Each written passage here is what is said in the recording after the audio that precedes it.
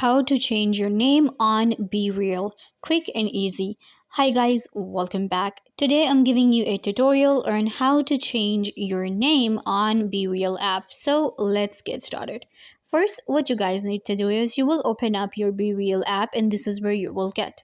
Then you can see on BeReal, each username has like a name and then we can add our other information.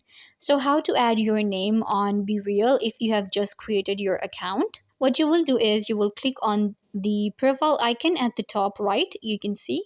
And then you can see my name and then we have my username. So if you want to change it, you will click on edit my profile. It will take you right here. So if you want to change your full name, click right here and add your name and change it. Then you can also change your username. Click right here and it will also show you the names that you had previously. Click right here and you will be able to change your name right here, the username as well. Just enter the name you want to go for. If it's available, then you will get it very easily. Check the option and your username will be changed and your full name as well.